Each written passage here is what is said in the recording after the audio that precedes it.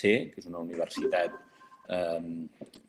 per excel·lència politècnica, vol dir que és on s'estudien les ciències, la informàtica, les telecomunicacions, és a dir, tot tipus d'enginyeries i l'arquitectura, i a més s'hi estudia òptica i optometria.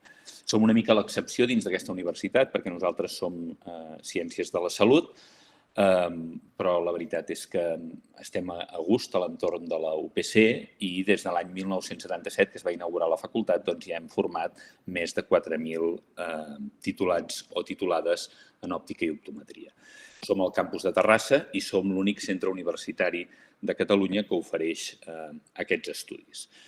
La nostra facultat, una de les característiques principals és que té una part d'experimentalitat molt alta. De fet, el 40% dels crèdits que es fan són de tipus pràctic i, a més, des de ja fa uns quants anys hem fet una aposta molt decidida, que avui us explicarem, que en els últims cursos els nostres estudiants tinguin l'oportunitat de fer pràctiques en una clínica de salut visual que es diu el Centre Universitari de la Visió i que és al costat de la facultat.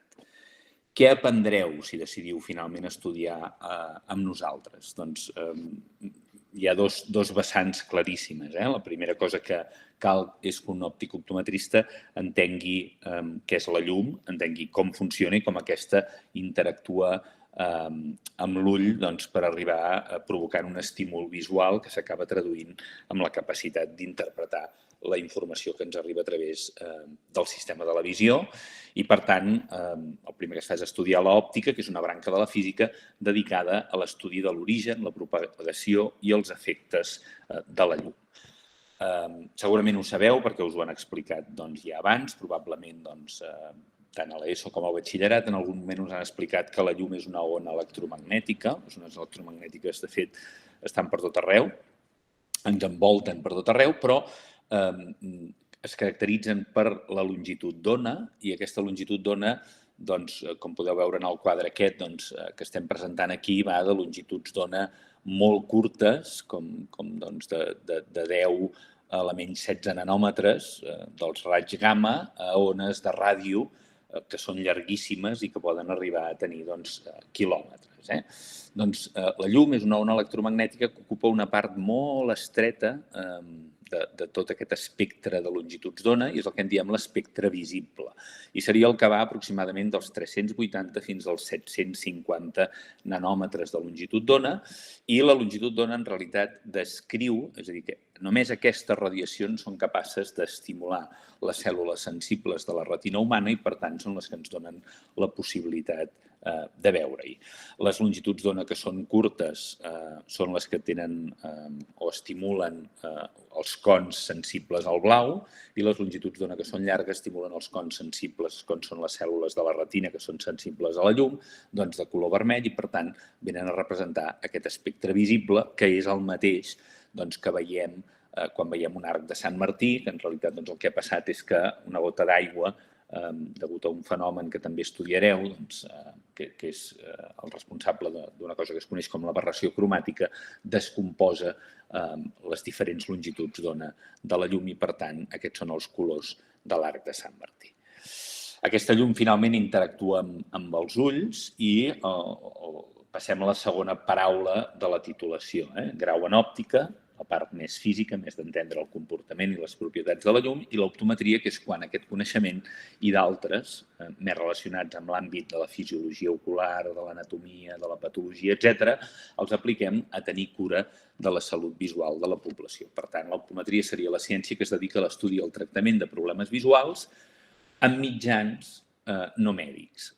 Això significa que a l'hora d'atendre, diagnosticar i tractar els problemes visuals hi ha diferents professionals que intervenen. Els dos principals o més importants són l'òptic optometrista i el metge oftalmòleg.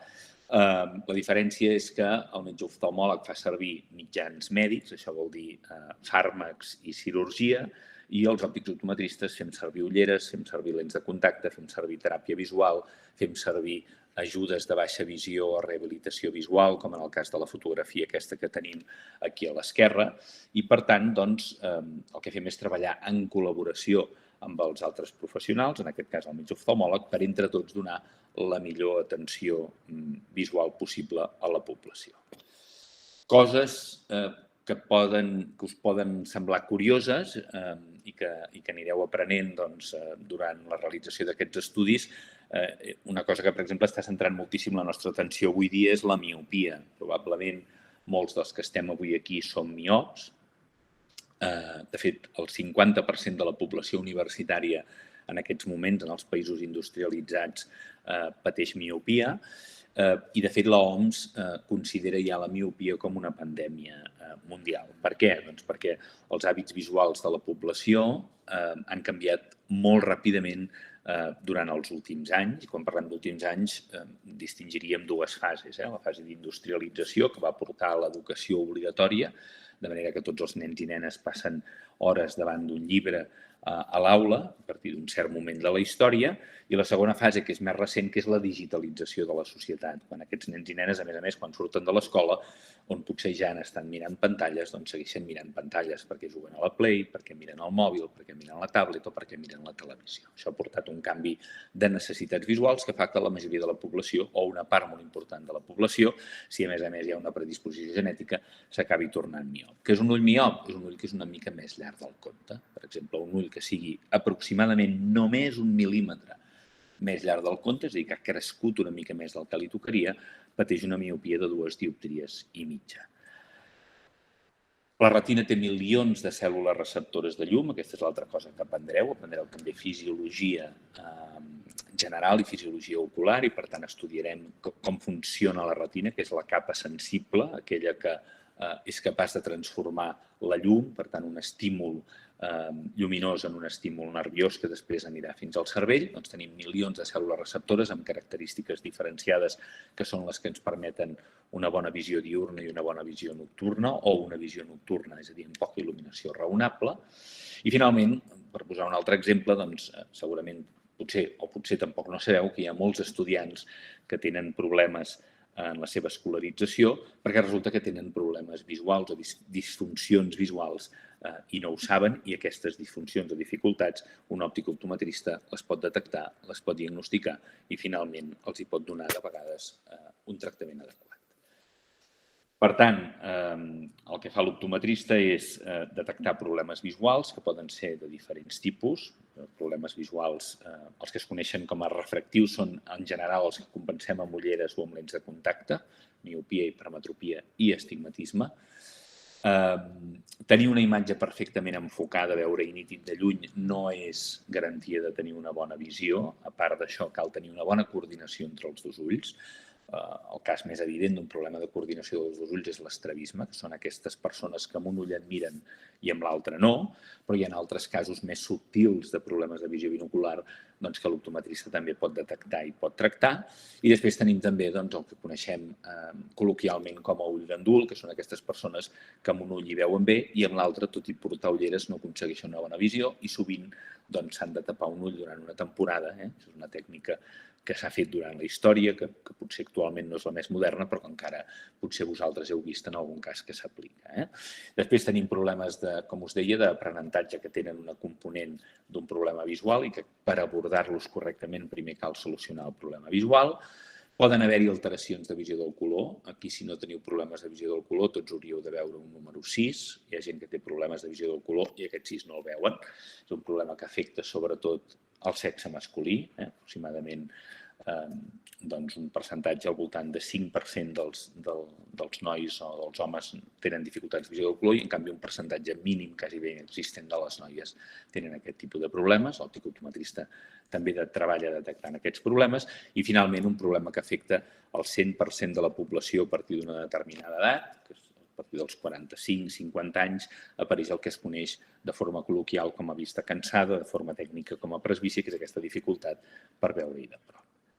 Quines eines fem servir els òptics optometristes per tractar aquests problemes visuals? Les ulleres, les lents de contacte, l'entrenament o la rehabilitació visual, que són un seguit d'exercicis que podem fer tant en persones adultes com en nens, però ho fem generalment molt sovint amb nens i que serveixen per reeducar determinades habilitats visuals i, per tant, solucionar determinades dificultats de la visió.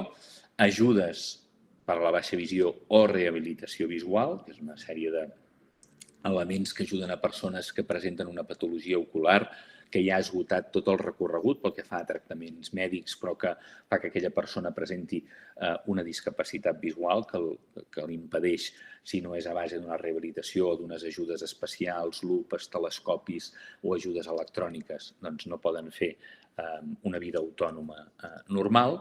I després hi ha els equipaments de protecció individual que tenen a veure amb ocupacions tècniques, en feines que requereixen aquest tipus de proteccions, que també caurien en l'àmbit de l'especialització de l'òptic optometrista. I això és una mica el resum que us volia fer de quin seria el cos central del que estudiaríeu si decidiu estudiar òptica i optometria, i també és una petita introducció a quina seria l'activitat professional de futur, tot i que després també us parlarem una mica més de sortides professionals. Crec, Mireia, que s'esperava que jo expliqués i et passo la paraula. Molt bé, moltes gràcies, Joan. Doncs bé, després d'aquest breu resum sobre els estudis, on som? La Facultat d'Òptica i Optometria està a Terrassa, com ja hem dit, en el campus de la UPC, dins de la ciutat.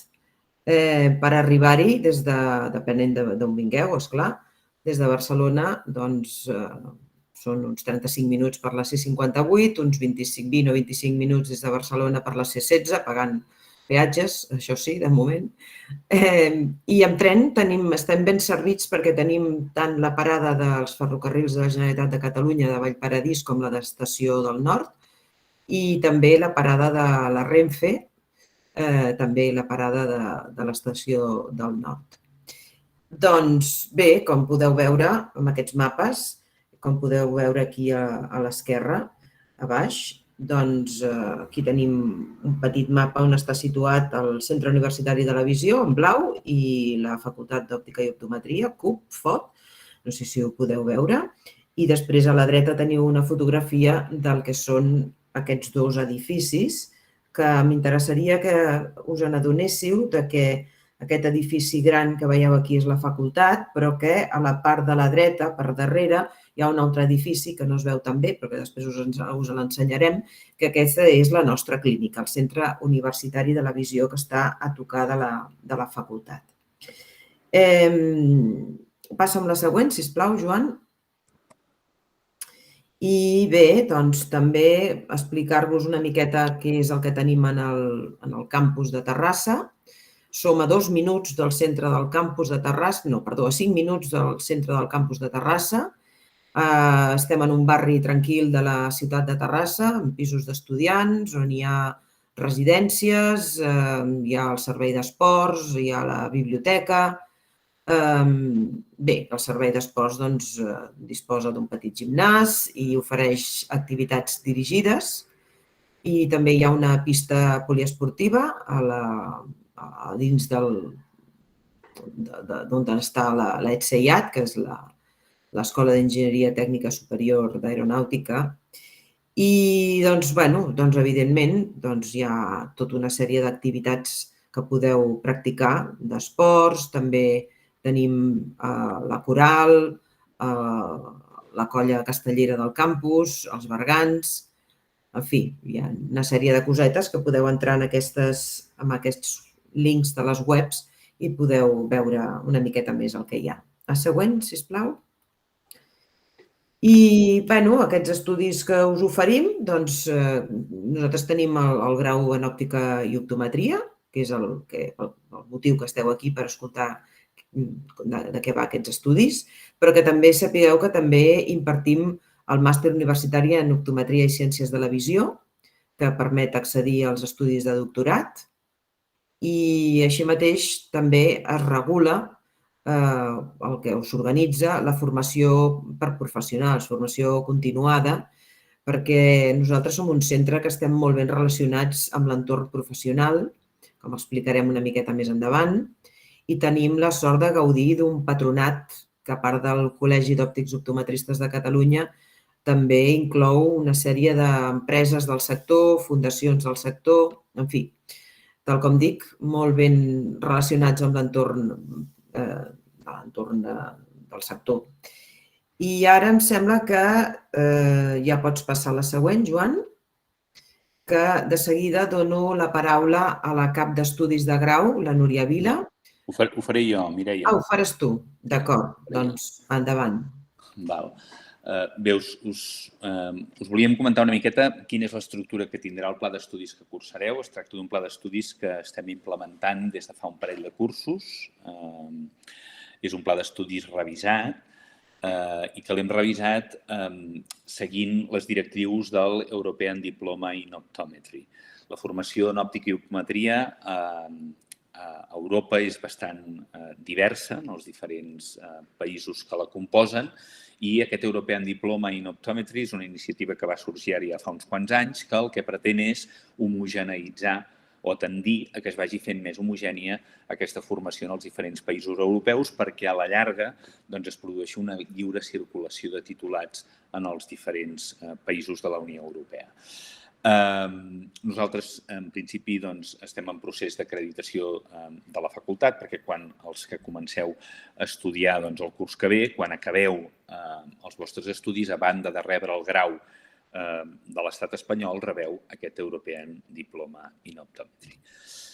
És una titulació, com us deia abans, una mica estranya dins de la UPC perquè és de Ciències de la Salut, són 240 crèdits ECTS, això vol dir 4 cursos de 60 crèdits ECTS cada un i la característica que té el crèdit ECTS, que vol dir European Credit Transfer System, és que posa l'accent no en les hores de classe presencials, sinó que cada crèdit ECTS posa l'accent en quantes hores de dedicació implica per l'estudiant. Heu de comptar que cada crèdit que tingui una de les assignatures que cursareu vol dir que hi ha unes 25 hores de dedicació global de l'estudiant. En general, aquestes 25, tal com ho fem a la facultat, 10 són de classes presencials i les altres 15 són de treball autònom de l'estudiant.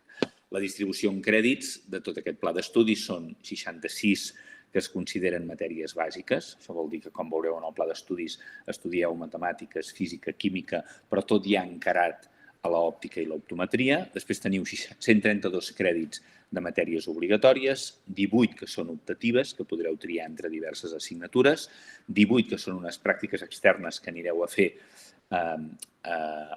establiments sanitaris que no són de la pròpia UPC i que són obligatòries, aquestes pràctiques externes, i finalment un treball final de grau de 6 crèdits més.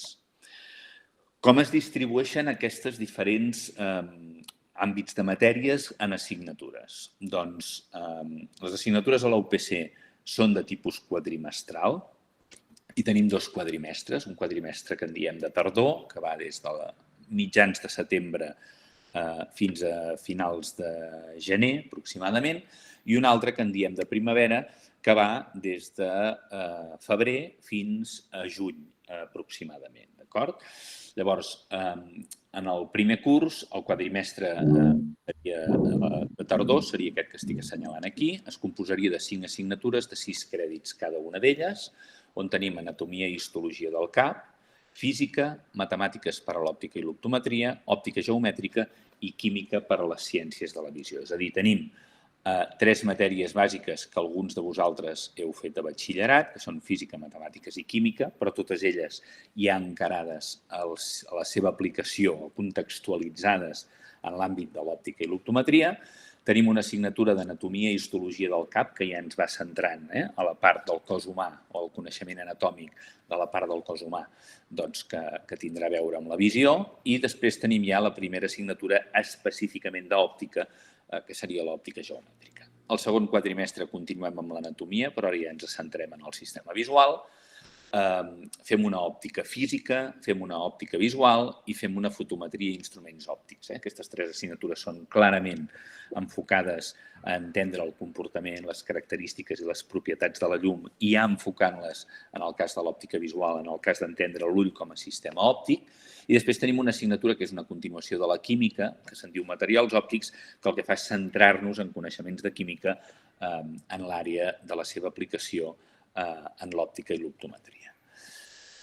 Al segon curs tenim un quadrimestre de tardor, també amb 5 assignatures, on tenim fisiologia i bioquímica, instruments optomètrics, fonaments de la visió binocular. A fonaments de la visió binocular ja, si a òptica visual ens hem centrat a entendre l'ull com a sistema òptic, a fonaments de la visió binocular ja anem a veure com funcionen els 2 ulls de forma conjunta i comencem en la primera assignatura que ja és clínica, ja porta el nom de clínica, que és procediments clínics en optometria, que és quan ja comencem a aprendre com fer les proves bàsiques que ens serviran per fer un examen visual. I després tenim lents oftàlmiques, que és l'estudi de les lents de les ulleres, les seves característiques, les seves propietats i com les fem servir per compensar els defectes refractius. Al quadrimestre de primavera d'aquest segon curs tenim les disfuncions de la visió binocular, és a dir, quan a fonaments de la visió binocular hem entès com funciona la visió binocular, aquí anem a veure quan s'altera aquesta visió binocular, com són les disfuncions que presenta, com es diagnostiquen i com s'haurien de tractar. Estudiem microbiologia, molt important, perquè, evidentment, un òptic-optometrista ara per ara no diagnostica ni tracta problemes de salut ocular, com conjuntivitis, queratitis o de més, però ha de saber identificar els signes i símptomes de quan una patologia ocular existeix, per tant, n'ha de saber, i la microbiologia estaria en la base de tot això. Estudiem percepció visual, estudiem psicologia i salut pública, molt important la psicologia per entendre com hem de tractar amb pacients, com els hem de donar les bones o les males notícies que tinguin a veure amb la seva salut visual i com hem de tractar els pacients en funció del seu perfil psicològic. I, finalment, una d'adaptació d'ulleres, que és la continuació de lents oftàlmiques, en el sentit que en lents oftàlmiques entenem com funcionen les lents que compensaran els problemes visuals, i adaptació d'ulleres vol dir que ja pensem en posar aquestes lents en unes ulleres i adaptar-les a un determinat pacient per solucionar-li un problema visual. Si anem a tercer curs, al quadrimestre de tardor, tornem un altre cop procediments clínics però ja avançats, anem ja a proves una mica més especialitzades per avaluar la funció visual. Tenim la primera assignatura de contactologia, perdó, que m'ha saltat, tenim la primera assignatura de contactologia. Contactologia és la part de l'òptica i l'optometria en la que aprenem a adaptar o fem servir les lents de contacte per solucionar problemes visuals. Tenim una assignatura de patologia, que evidentment és patologia ocular. Ens centrem en les malalties que pot patir l'ull, quins són els signes i símptomes que presenten, com les identifiquem i com ha d'actuar un òptic-optometrista si detecta aquests signes i símptomes de patologia. Fem optometria infantil i estrabismes, estadística i epidemiologia, molt important. Cal que sapiguem l'estadística o un mínim d'estadística aplicada en el nostre àmbit de coneixement i també uns coneixements d'epidemiologia que qualsevol professional de la salut ha de tenir. I després tenim una assignatura de dispensació i muntatge d'ulleres que consisteix ja en facilitar, dispensar i muntar les ulleres a pacients reals que venen a la nostra clínica universitària. En el quadrimestre de primavera d'aquest tercer curs tenim optometria clínica 1, aquesta es fa 100% a la clínica universitària de la facultat, atenent pacients reals, com us explicarem en un entorn que us explicarem d'aquí un moment quan us presentem aquest centre universitari de la visió. Continuem amb la contactologia amb una nova assignatura que es diu contactologia aplicada i una altra assignatura que es diu contactologia clínica on ja fem adaptacions a pacients reals i aquesta assignatura es desenvoluparà a una seu de la clínica universitària que estem a punt d'obrir al campus de la UPC a Barcelona. I després tenim optometria geriàtrica i baixa visió, que seria com tractar amb pacients que són ja geriàtrics i que, a més, com tractar pacients que presenten problemes de baixa visió, una dispensació i muntatge d'ulleres, que és la continuació de la U2, i, finalment, una assignatura de farmacologia principalment adreçada a l'àrea de la farmacologia ocular. A l'últim, quart i últim curs, tenim una optometria clínica 2, que és la continuació d'aquesta d'aquí, una contactologia clínica 2, que és la continuació de la contactologia clínica 1. Aquests són íntegrament seguir veient pacients reals, seguint adaptant lents de contacte o solucionant problemes visuals en pacients reals que venen a la nostra clínica. Una assignatura que és direcció tècnica d'establiments d'òptica, una de les sortides professionals que actualment ocupa el volum principal és la de treballar en un establiment d'òptica i cal un òptic-optometrista per portar la direcció tècnica d'aquest establiment i per fer-ho calen un seguit de coneixements que s'imparteixen en aquesta assignatura i després tenim una assignatura obligatòria en teràpies visuals. Després s'oferiran també 12 crèdits d'assignatures optatives. Haureu de triar entre diverses assignatures de 3 crèdits, n'haureu d'escollir 4, que seran aquestes optatives, i en l'últim quadrimestre de la carrera doncs, tindreu unes pràctiques externes de 18 crèdits, que són obligatòries i que les fareu en algun centre que des de la facultat us buscarem, i després haureu de triar 2 assignatures optatives més de 3 crèdits per completar aquests 6 crèdits d'optativitat i realitzar un treball final de grau d'un total de 6 crèdits. Per fer les pràctiques externes, el que fem és que signem convenis de cooperació educativa amb diversos establiments. De fet, la facultat disposa d'un patronat i aquest patronat està participat per les empreses més importants del sector. I són amb aquestes empreses que signem convenis de col·laboració. Són pràctiques externes molt ben preparades en el sentit que el tutor que teniu a l'empresa és un tutor que nosaltres prèviament hem format perquè us faci de tutor i, per tant, sap exactament què us ha d'ensenyar i com us ho ha d'ensenyar. I, a més, són unes pràctiques que estan remunerades, és a dir, que mentre les feu, vosaltres cobrareu uns diners per desenvolupar aquesta activitat allà i que us han d'ajudar a cobrir les possibles despeses que tingueu de desplaçament, etc., en els diferents establiments.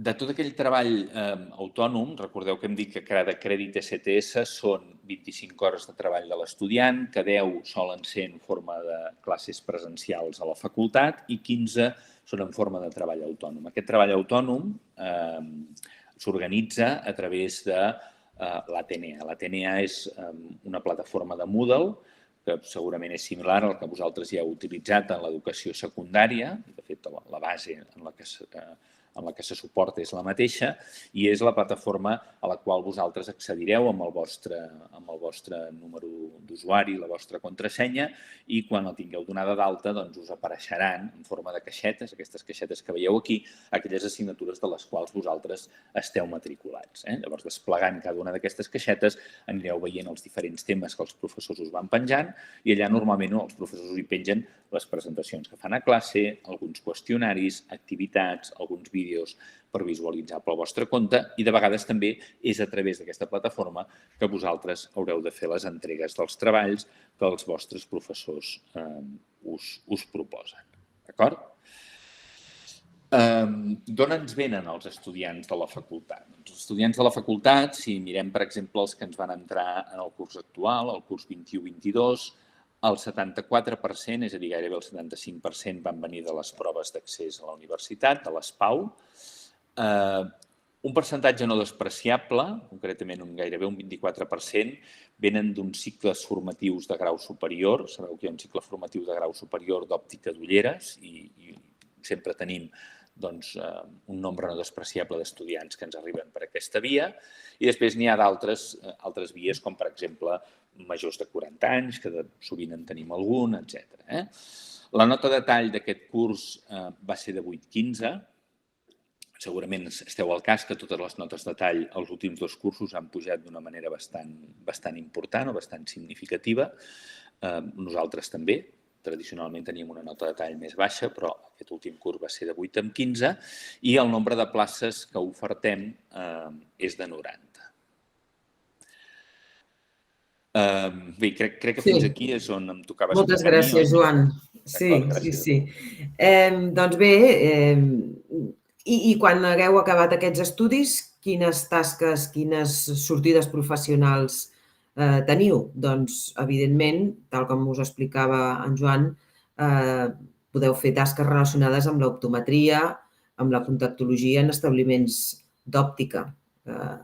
Doncs, exàmens visuals, assessorar sobre problemes visuals, prescriure i adaptar ulleres o lents de contacte quan calgui. També, en ocasions, caldrà derivar pacients a metges, oftalmòlegs o altres professionals amb els qui estigueu en contacte o amb els que tingueu que relacionar-vos, com altres col·legues vostres que siguin més especialistes en una àrea o en una altra, per exemple. I, evidentment, la majoria d'aquestes activitats comporten l'ús d'equipaments molt especialitzats. evidentment, nosaltres, els optometristes, sovint s'especialitzen en una àrea o en una altra. Alguns estan especialitzats en lents de contacte, uns altres en visió infantil, en infants, altres en baixa visió, que són persones que tenen un grau de visió molt, molt baix, altres s'especialitzen més en teràpia visual. Però bé, la majoria d'optometristes treballen en establiments d'òptica o bé en l'àmbit de la clínica, al costat d'altres equips multidisciplinaris que tenen a veure amb oftalmòlegs dins de l'àmbit hospitalari. Però també hi ha altres sortides professionals. Hi ha alguns que se'n van cap a l'àmbit de la indústria òptico-farmacèutica, és a dir, indústries que tenen a veure amb el disseny de lents oftàlmiques, per exemple, d'aparells, d'instruments, també de les lents de contacte, dels instruments d'equipament de diagnòstic. Bé, pot ser que se'n vagin cap a aquest àmbit de l'empresa com a serveis professionals, per exemple. I també, evidentment, encara que una altra sortida professional una mica més petita, que no tothom s'hi aboca cap aquí, però en l'àmbit acadèmic, evidentment, si se segueix la via del doctorat, es pot treballar en docència i en recerca. En definitiva, jo el que us puc assegurar és que si teniu iniciativa, si teniu ganes, si teniu il·lusió i teniu força, no us avorrireu mai, perquè aquí, en aquesta professió, si tens vocació, no acabes mai de formar-te i d'estudiar. És una professió que està dins de la branca sanitària i jo sempre l'he trobat fascinant, però bé, això cadascú... Jo no m'he avorrit mai. Treballar com a professional en el camp de l'optometria significa que mai no deixaràs d'aprendre, que sempre estàs dins de la formació continuada. A continuació, passaré la paraula a la directora de la clínica del Centre Universitari de la Visió, que, a més, ella també és la persona responsable d'inclusió, cooperació i equitat. I, per tant, Núria Tomàs, endavant, sisplau. Hola a tothom. Doncs bé, a banda de directora del Centre Universitari de la Visió, soc el membre de l'equip directiu que porta la part de compromís social a la facultat. Des de fa uns anys, la universitat, a banda de fer pla d'estudis i de formar molt bé els seus estudiants, també s'està preocupant de les condicions en les que s'estudia i amb el compromís que pot tenir envers la societat. Aleshores, cada centre de la UPC té un responsable, per exemple, d'inclusió. I en aquest cas, soc jo, segurament d'aquí poc temps canviarà, però què fa el responsable d'inclusió? Doncs és en el que us heu de dirigir si teniu necessitats educatives especials. Què vol dir això?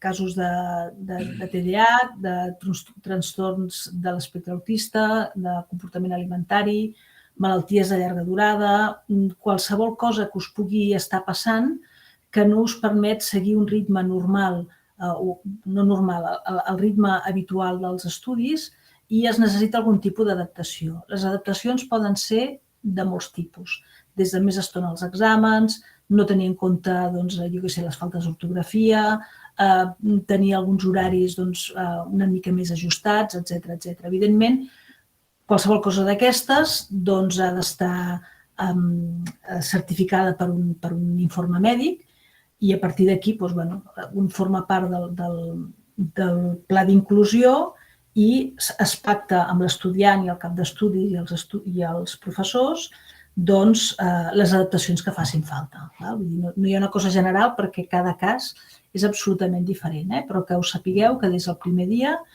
si esteu en alguna d'aquestes situacions, es pot tenir se'n pot parlar i es pot veure com us podem ajudar. La idea és que tothom pugui seguir els estudis, potser tardarà més, tardarà menys, però que es pugui anar seguint amb un ritme que estigui adaptat a les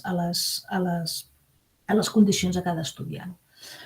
D'altra banda, també hi ha el que anomenem el responsable d'igualtat, que respon, diguem, és el que dona resposta al pla d'igualtat d'oportunitats que hi ha a la UPC.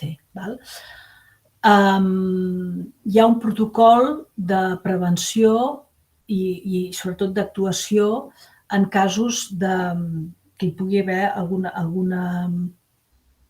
algun problema d'assetjament o el que sigui relacionat amb la igualtat de gènere, però també amb qüestions de racisme o d'homofòbia o algun tipus d'aquestes condicions. Aleshores, també, diguem, si hi ha qualsevol cas d'aquests, que algú se sent assetjat, doncs ha de contactar amb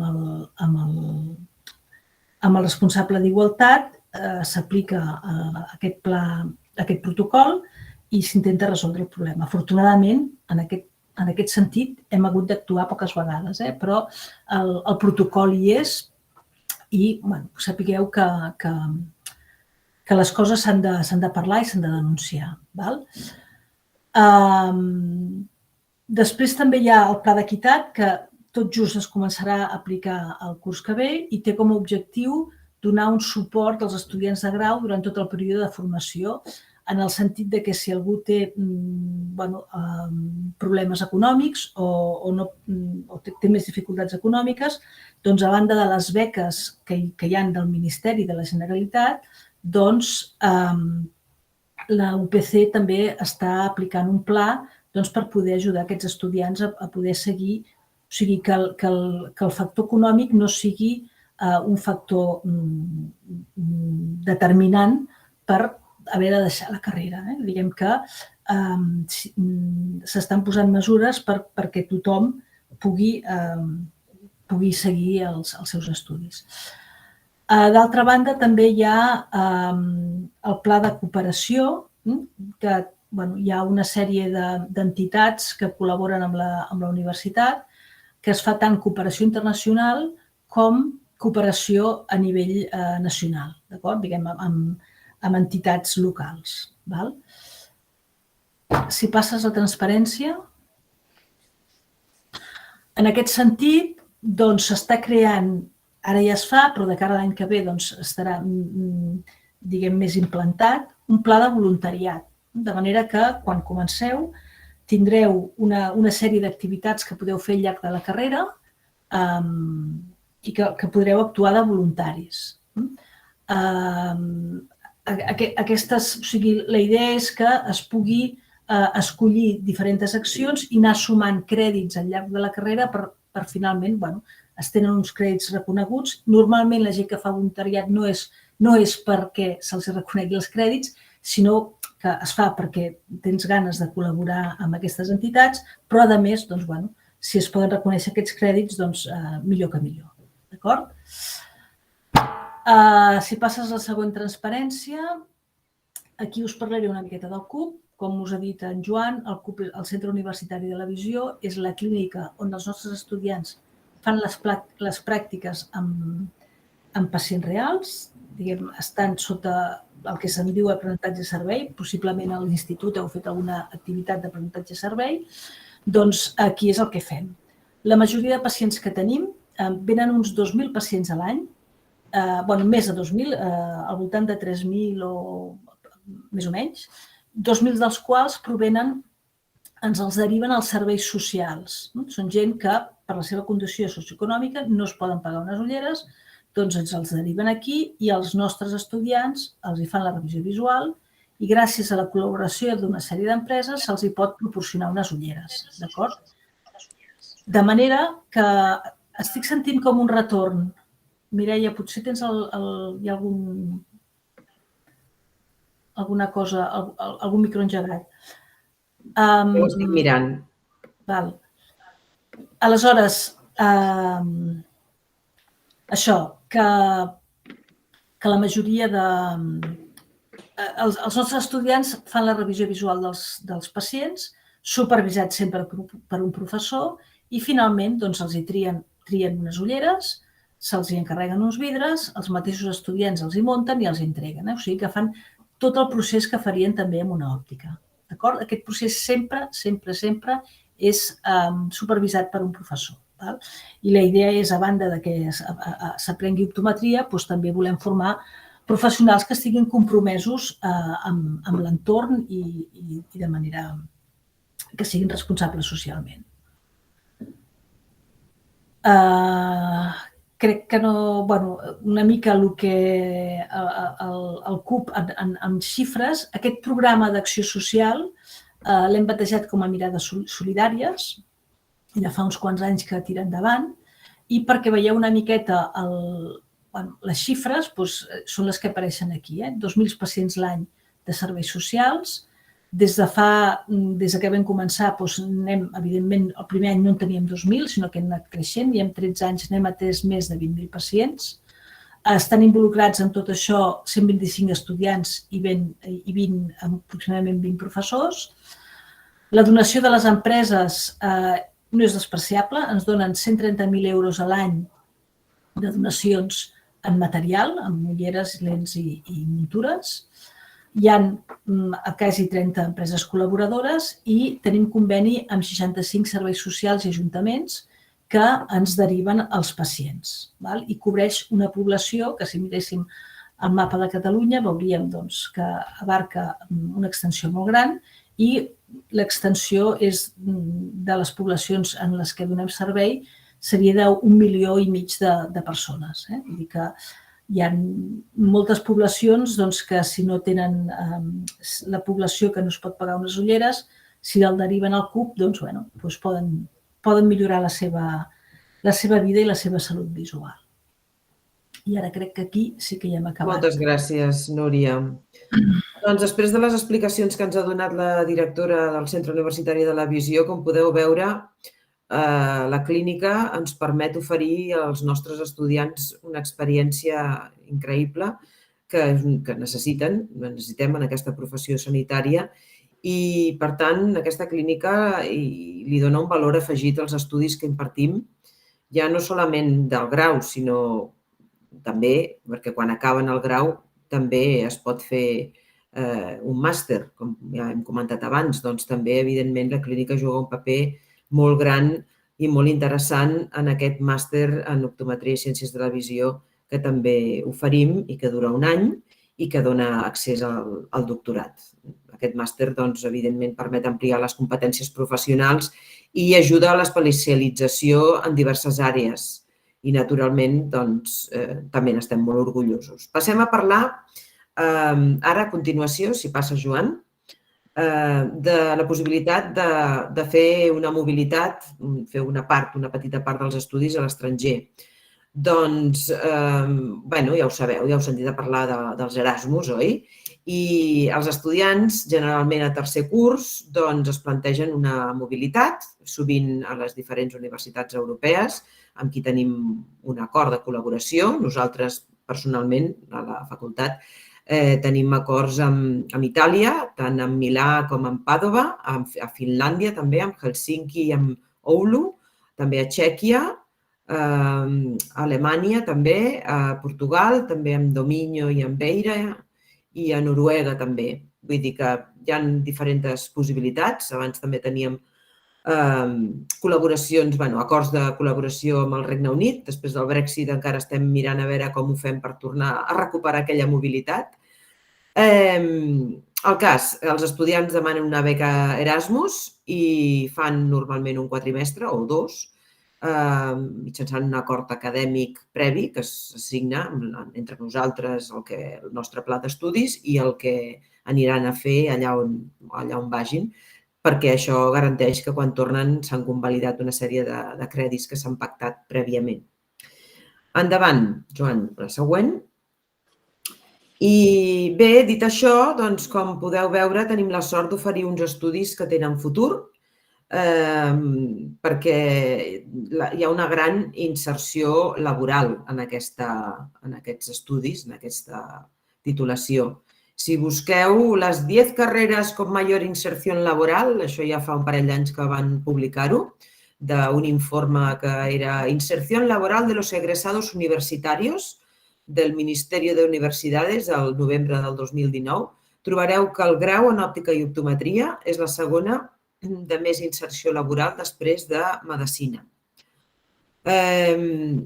Nosaltres també el que ens agrada destacar és que a la nostra facultat, aquests estudis, tots els estudiants fan pràctiques en empresa i això facilita moltíssim escollir i trobar la primera feina.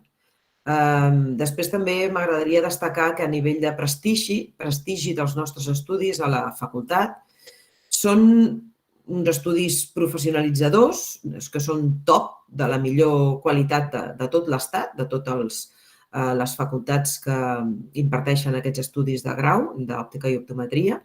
I això ha sigut reconegut en el rànquing de les 50 millors carreres del Mundo. Òptica i optometria de la Facultat d'Òptica i Optometria de Terrassa és la número 1 d'Espanya en aquest l'últim rànquing que va sortir.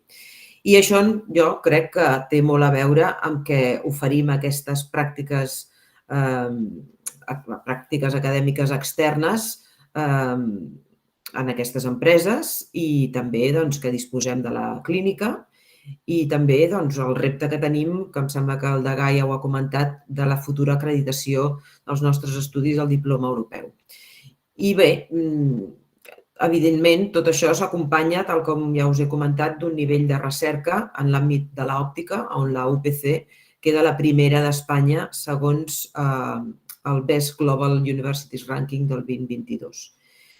Passem, si em dones pas, Joan, al següent aspecte, que senzillament comentar-vos que disposem a la web de la facultat d'un apartat, que és el FOT, Facultat d'Òptica i Optometria de Terrassa Laboral, FOT Laboral, que està dedicat a les ofertes de treball.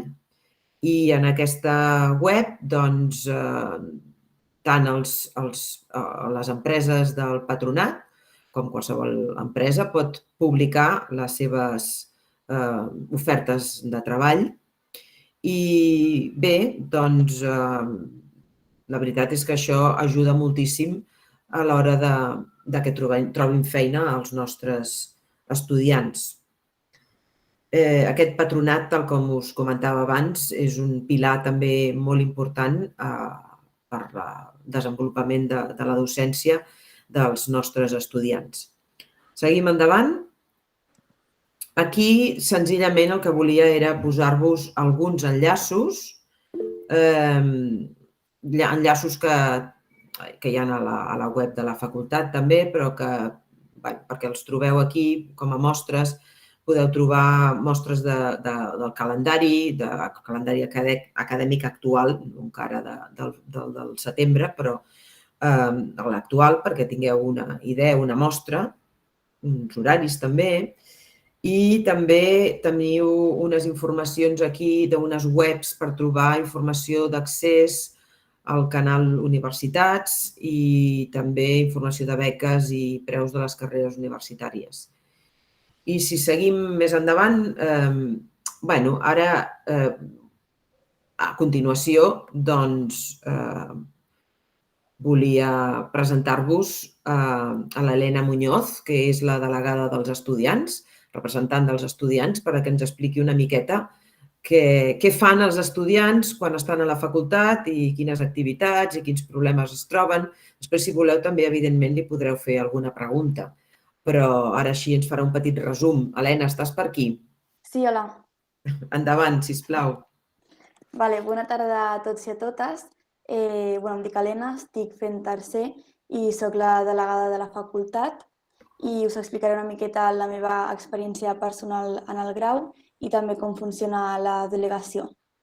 Llavors, com ja us han anat explicant i heu pogut veure, els primers anys de la carrera es fan assignatures amb coneixements una mica més previs o per fer una base per poder aplicar-los després a assignatures més clíniques o més optomètriques i després aplicar-ho a pacients reals, tant a les pràctiques com en el CUP, el Centre Universitari de la Visió, on estareu amb pacients reals i a més fent una acció social.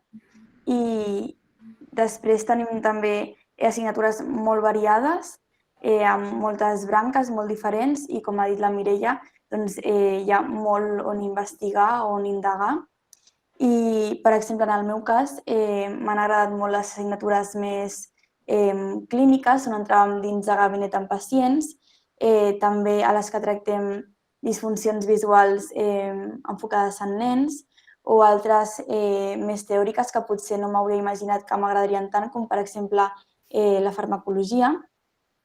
I personalment, en el meu cas, vaig triar la carrera perquè sempre m'havien agradat molt les ciències i també tractar amb la gent. I prèviament ja coneixia el que era la teràpia visual, així que vaig pensar que era una molt bona opció i molt interessant. I us haig de dir que ara fent la carrera m'està agradant molt més del que ja em pensava que m'agradaria. I també altres parts que m'agradaria destacar són que tenim una facultat petitona, però que això la fa molt més acollidora, almenys des del meu punt de vista, perquè ens coneixem molt més entre els companys i també amb els professors, que això fa que, és un avantatge que potser en altres facultats no tenim i és un tracte molt més proper amb tothom. Joan, si no fa res, passa de diapositiva, que em sembla que l'Helena ja vol parlar d'això, oi? Sí, ara us parlaré també d'això. Volia parlar abans d'altres avantatges, com per exemple el que us han dit de la inserció laboral. Us ho puc corroborar que des de primer, segon, molts dels estudiants ja estem treballant a òptiques o a altres branques de la carrera i potser no podem fer la part clínica perquè encara fins que no fem les pràctiques o no acabem la carrera no ho podem fer, però ja anem aprenent altres parts, com per exemple coses més de muntatge, de taller, de tractaments, de lents. I ara sí que començo a explicar-vos com funciona la delegació. Llavors tenim diferents parts de la representació. La primera és molt semblant a el que haureu tingut a l'institut, que són els delegats propis de cada curs, i després tenim dins de la facultat representació a la Junta i a la comissió permanent. I durant el curs anem portant l'opinió, suggeriments o resolent dubtes dels estudiants. I després també formem part del Consell dels Estudiants, que això és una part molt interessant perquè aquí és on estem en comú amb els representants d'altres facultats i llavors el que intentem és tenir una vida universitària una mica més conjunta amb altres facultats i des d'aquí organitzem formacions o activitats pels estudiants tant de la nostra facultat com de la UPC en general. I després des de la delegació també intentem, i sobretot ara que s'està acabant, s'està calmant una miqueta el Covid, tenir una mica més de vida universitària i, per exemple, abans fèiem festes, activitats, xocolatades i el dijous que ve, dia 5, per exemple, farem una botifarrada i en col·laboració amb la UPC Arts, que ens portaran un espectacle musical i de poesia, també farem algun joc, alguna rifa i també tenim altres coses, com per exemple, durant aquest quatri hem tingut un torneig de ping-pong, també hem tingut un equip de futbol que ens ha ajudat molt a engrescar-nos més a la facultat i, per exemple, també tenim un compte de memes i al nostre propi Instagram de la delegació també som molt actius. Ara us el deixaré escrit en el xat per si voleu començar a seguir-nos, per mirar una miqueta el que tenim o si voleu parlar amb nosaltres. I en aquesta imatge d'aquí podeu veure el pati que tenim només entrar a la facultat, a la primera planta, i des d'aquí es pot accedir també a la sala de la delegació, que és un espai obert per tothom, per si voleu anar a estudiar, a passar l'estona, a dinar o reunir-vos amb nosaltres. I diria que per mi ja està. Us animo molt a tots a fer la carrera, és molt maca i molt interessant. I si al final la feu, també us animo a formar part de la delegació. Moltíssimes gràcies, Helena. Bé, jo crec que ja es deuen haver fet una idea de com és la vida a la facultat. I bé, esperem que us animeu a venir a la Facultat d'Òptica i Optometria a Terrassa el curs vinent i si ho feu, doncs bé, potser d'aquí 4 anys estem celebrant com amb aquesta imatge que es veu que això és d'abans de la pandèmia, l'última graduació que encara no hi havia mascaretes, però que seria... Jo crec que ho passareu molt bé en aquests estudis i us agradaran moltíssim. Només voldria recordar-vos que dissabte hi ha una presentació de la facultat, si voleu venir, que és presencial, és a dir, que podeu venir a veure les instal·lacions i que jo crec que, no sé si encara sou a temps d'apuntar-vos, potser ja us heu apuntat alguns de vosaltres, però que en aquesta sessió de dissabte no tindreu tota aquesta explicació, sinó només un tour, com si diguéssim. I bé, ara a continuació donarem per acabada la presentació, aturarem la gravació i donarem pas als dubtes que puguin haver sorgit. Jo crec que ja tinc algunes preguntes al xat. M'he oblidat de presentar-vos, de comentar abans que, a més